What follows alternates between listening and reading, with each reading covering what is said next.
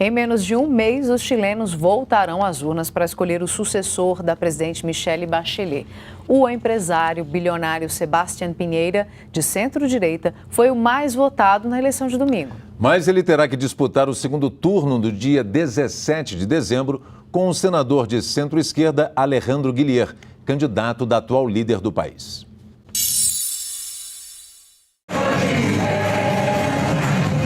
Sebastián Piñera comemorou a vitória.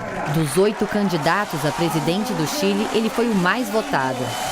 Estamos contentos porque esta noche hemos logrado um grande resultado eleitoral. Piñera obteve 37% dos votos no domingo. As pesquisas de opinião davam ao candidato de centro-direita uma margem maior em relação ao segundo colocado, o senador socialista Alejandro Guillier. Ele obteve 23% dos votos e promete continuar as reformas sociais da presidente Michelle Bachelet. Que querem um sistema de previsão decente.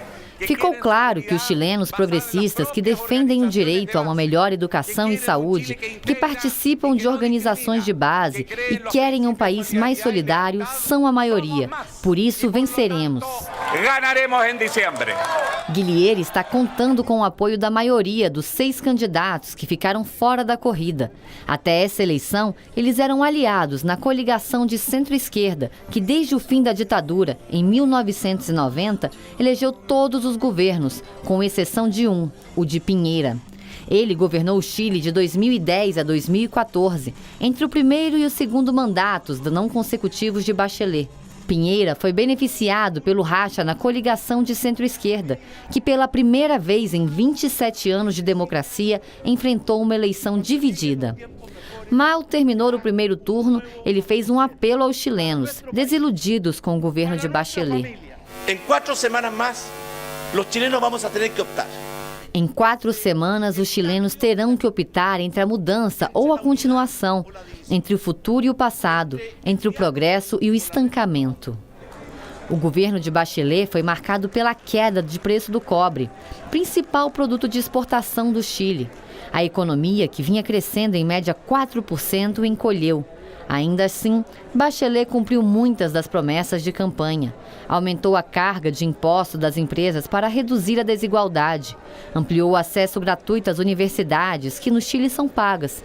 Mas, para um setor de esquerda, as reformas foram insuficientes e chegaram tarde. A terceira colocada no primeiro turno, Beatriz Sanches, capitalizou os votos da esquerda insatisfeita. Ela conquistou 20% dos votos, mas não há garantias de que seus simpatizantes apoiarão Guillier no segundo turno. Esse eleitor diz que só vai votar em Guillier no segundo turno se ele incorporar as reformas mais profundas propostas por Beatriz Sanches. Já Piñera assegurou o apoio do quarto colocado, o candidato de extrema-direita José Antônio Kest, o único que reivindica o legado do general Augusto Pinochet, responsável pela morte de 3.000 pessoas na ditadura. Tanto Piñera como Guillier têm um objetivo comum: conquistar os indecisos. No Chile, o voto deixou de ser obrigatório desde 2012 e menos da metade dos eleitores foi às urnas no domingo. E fracassaram as tentativas de formação de um governo na Alemanha. A falta de um acordo entre os partidos pode levar o país europeu a ter novas eleições. Angela Merkel anunciou que fracassaram as negociações entre os partidos para formar um novo governo. A chanceler disse ser um dia de reflexão profunda, mas que fará tudo para garantir que o país seja bem gerenciado nas próximas semanas difíceis. Em setembro, Merkel conquistou o 4º mandato consecutivo nas urnas, mas com o pior resultado do partido desde 1949.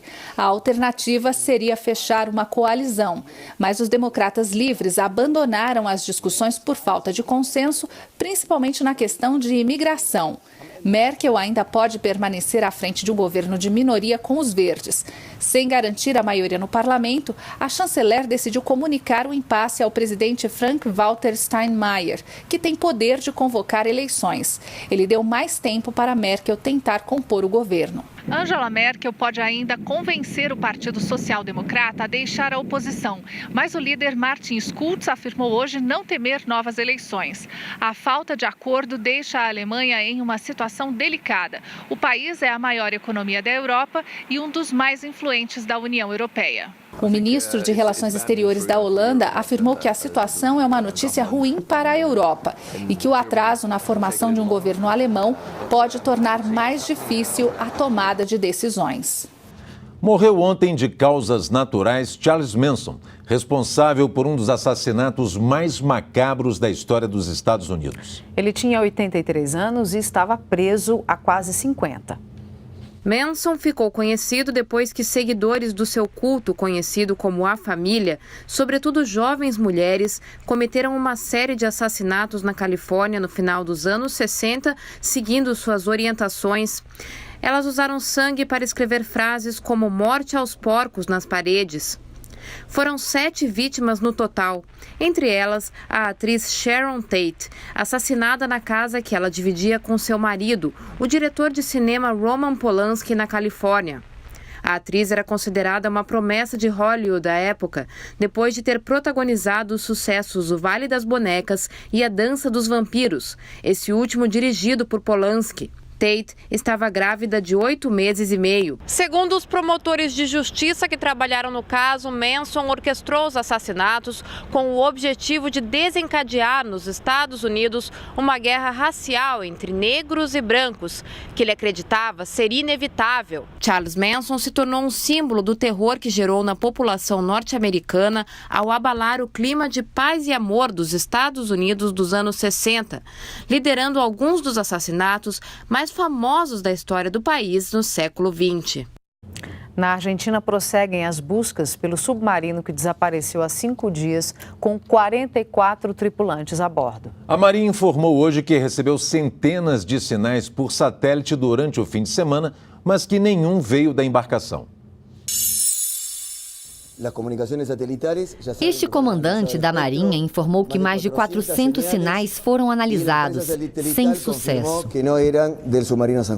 Segundo ele, antes de sumir dos radares na manhã da última quarta-feira, o Ara San Juan chegou a emergir, depois de relatar um problema elétrico.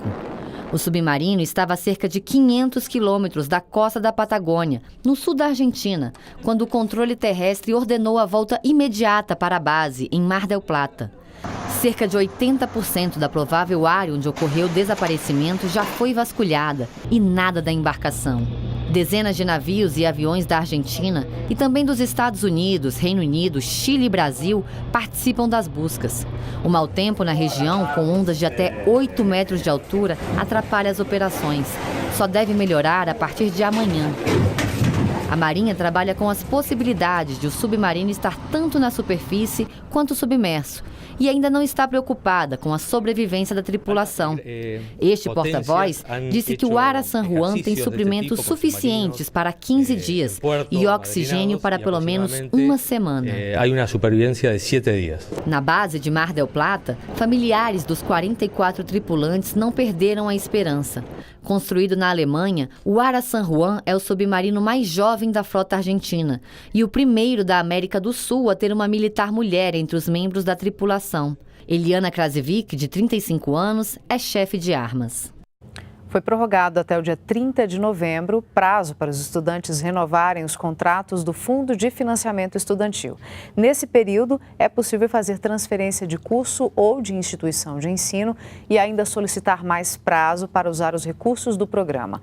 O primeiro passo da renovação é feito pelas faculdades e depois os estudantes devem validar as informações no sistema do FIES na internet. O site é mec.gov.br.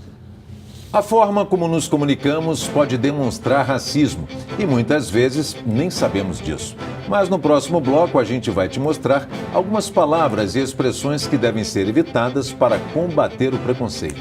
E hoje a gente quer saber quais atitudes racistas as pessoas fazem sem perceber. Alguma atitude em relação ao cabelo, né? Às vezes a forma de vestir, por ser às vezes isso está está no nosso DNA, essa maneira de se expressar, às vezes, de forma exagerada, seja na arte, na política. Isso acaba, às vezes, chamando a atenção. E por chamar a atenção, por ser um pouco diferente, isso acaba se tornando um pouco incomoda algumas pessoas. O Repórter Brasil está ao vivo no Facebook e recebemos algumas participações. De Vila Velha, no Espírito Santo, Edson Marreco diz: Edson Daniel Marreco, piadas, comentários, brincadeiras e insinuações feitas por muitas pessoas todos os dias. Isso pode ser considerado como uma prática racista. E Bárbara Leal postou: este preto tem alma branca. Isso para mim é puro racismo e preconceito. E ainda Cícera Oliveira afirmou: as piadas racistas contribuem para reforçar o racismo e o preconceito. Além do Facebook, pelo nosso Twitter, Davidson Mendes, de Pernambuco, diz: não existe a prática de racismo sem perceber. Segundo ele, quem tem esse tipo de atitude tem consciência de que está sendo racista. Participe das nossas perguntas do dia, twitter.com/repórterbrasil. A seguir, a gente continua falando de consciência negra. Vamos contar uma história de racismo em um supermercado de Porto Alegre. E ainda, vamos conhecer uma ferramenta adotada lá no Maranhão para ajudar a encontrar pessoas desaparecidas. É daqui a pouco.